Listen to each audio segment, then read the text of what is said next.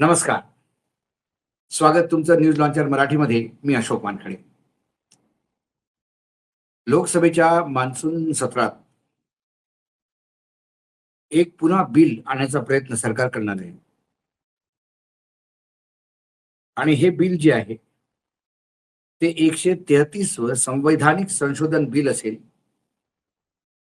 हे मागच्या वेळेला सुद्धा बिल आलं होतं, परंतु त्यात खूप हो हल्ला झाला आणि मग हे बिल JPC म्हणजे जॉईंट पार्लमेंटरी कमिटीला सोपवण्यात आलं.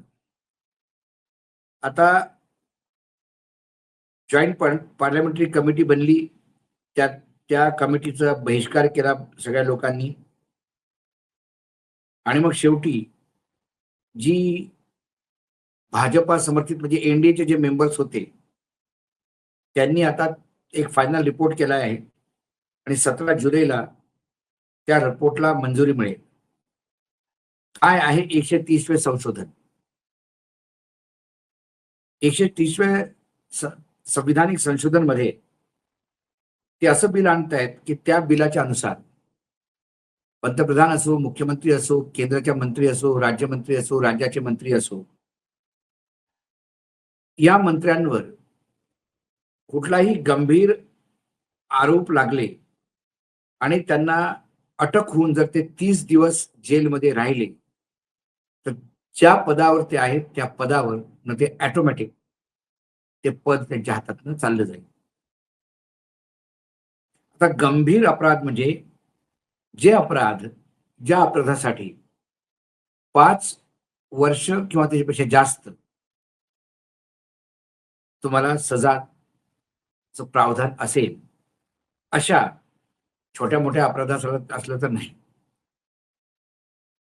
आता हा असं नव्हे की तुम्ही त्या सेक्शन मध्ये अरेस्ट झाल्यावरच जाल, नाही. 30 दिवस तुम्ही जेलमध्ये राहिले आणि तुमची जमानत नाही झाली तर मग तुमचे पदावरनं ऑटोमॅटिक उचलबांगडे होईल.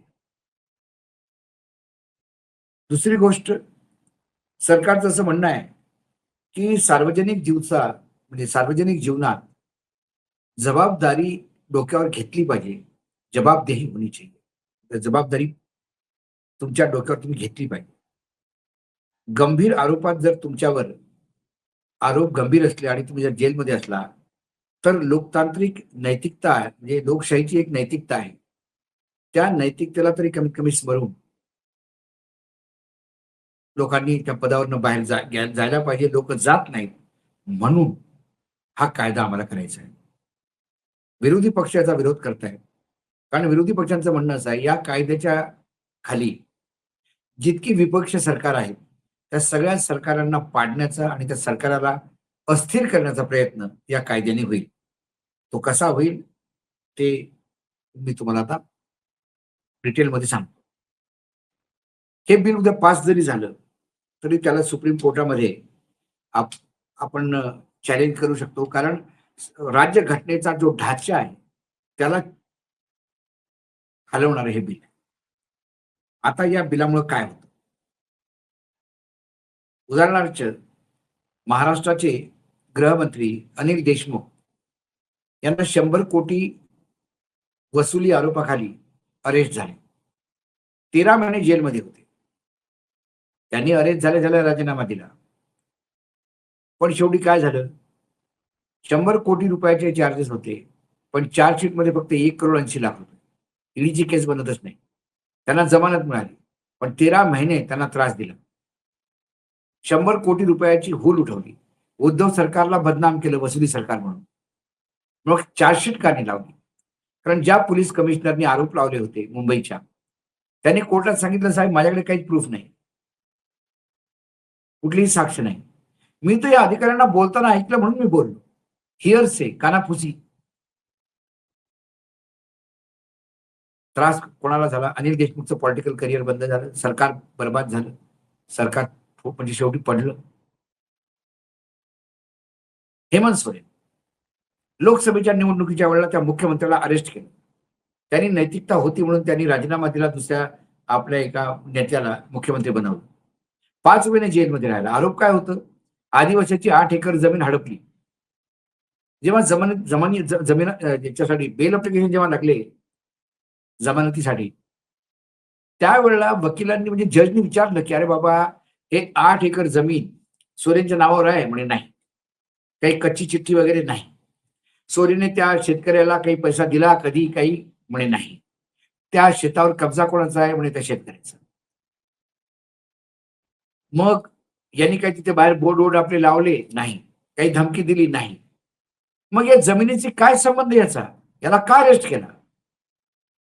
तर एजन्सी म्हणते की आम्हाला एक अफिडेव्हिट मध्ये कोणीतरी कंप्लेंट केली की हेमंत सोरेनने हे 8 एकर जमीन ढापली आदिवासीची, म्हणून आम्ही त्याला अरेस्ट केलं.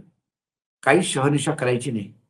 त्यांना बेसिकली झारखंडमध्ये लोकसभेच्या निवडणुकीच्या वेळेला सोरेन नको होते बाहेर, त्याचा उपयोग केला, दुरुपयोग.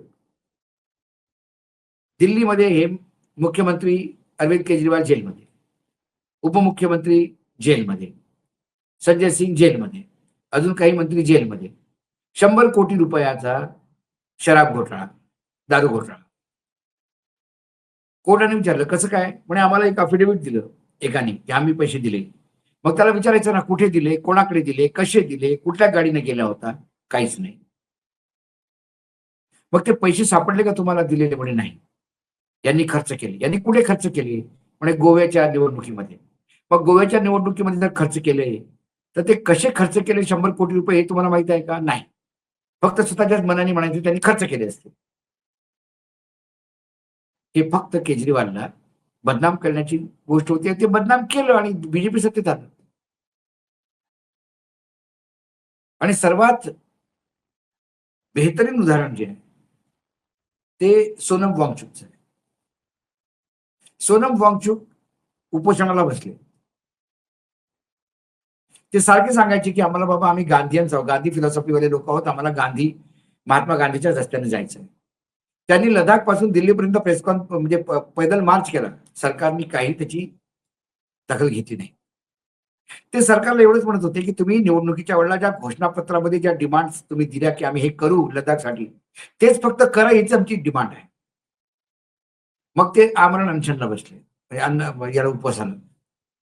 त्यातल्या काही लोकांनी सिरियस झाली तब्येत, त्यांना हॉस्पिटलमध्ये ऍडमिट केलं. तरुण पुरं बिफरली आणि दंगे झाले. त्यात काही लोक मारले गेले, मुलं. आणि सोनम वांगचुकला उचलून जेलमध्ये टाकला 3 महिने आणि त्याच्यावर आरोप लावले राष्ट्रद्रोह, पाकिस्तानचा एजंट. आणि हे पामेरियन कुत्रे जी होती चॅनलची अँकर आणि अँकरनिया, ते सकाळपासून संध्याकाळपर्यंत भो भो बघत होती.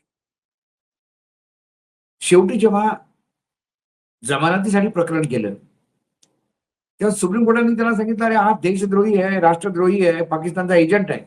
तर आम्ही तुम्हाला नोटीस दिली, तुम्हाला पुढच्या हिअरिंगला तुम्ही ते सगळे साक्षी घेऊन या आमच्याकडे. काय भाषणं केली यांनी, कुठली भाषणं केली? हो म्हणाला येतो. आणि ज्या वेळेला पुन्हा सुप्रीम कोर्टमध्ये डेट लागली, एका रात्रीत अगोदर केंद्र सरकारने आपले लावलेले चार्जेस वापस घेतले सोनम वांगचुककडून आणि त्याला जेलमधून सोडलं. न्यायपालिका टाळली. बरं झालं, चार्जेस वापस घेतले, केस खतम. पण तो 3 महिने जेलमध्ये का? याच्यावर कोणीही विचारलं नाही. त्याची जबाबदारी कोणाचीच नाही.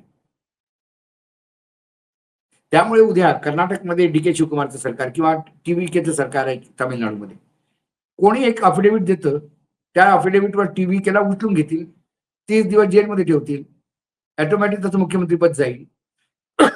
मग त्याला कोणातरी मुख्यमंत्री करावं लागेल.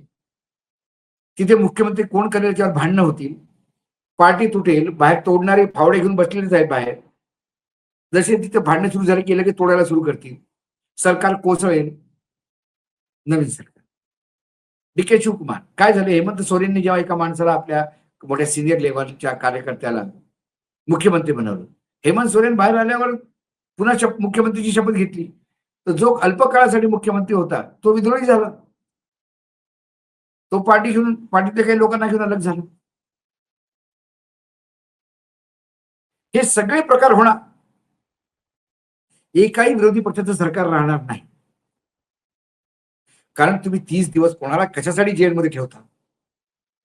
न्यायपालिकाही विचारत नाही. म्हणून हे नको आहे. आणि राहिलं नैतिकता, लोकशाहीची नैतिकता, अरे, ज्यांच्यावर ईडीच्या रेड झाल्या, ज्यांना तुम्ही सर्वात करप्ट म्हटलं होतं, त्याच लोकांना घेऊन महाराष्ट्रामध्ये तुम्ही सरकार बनवता. 2 महिने विधानसभा चालू झाली नाही आणि सारखा हेमंत सोरेनचा राजीनामा मागत होते तो काँग्रेसमध्ये मंत्री असताना. त्याला आसामचा मुख्यमंत्री केला. ज्याचा व्हिडिओ आहे पैसे घेताना आणि नरेंद्र मोदी मिमिक्री करून लोकांना सांगत होते, की हे कसे भ्रष्ट लोक आहेत. त्याच भ्रष्ट माणसाला तुम्ही बंगालचा मुख्यमंत्री केला. वर्तमानमध्ये जे लोक आहेत मंत्रिमंडळात, किती लोकांवर गंभीर गुन्हे आहेत. आणि हे जर नैतिकताची गोष्टी करत असतील आणि प्रामाणिकपणाची गोष्टी करत असतील, तर विठ्ठल विठ्ठल, देश विठ्ठलच वाचवू शकतो.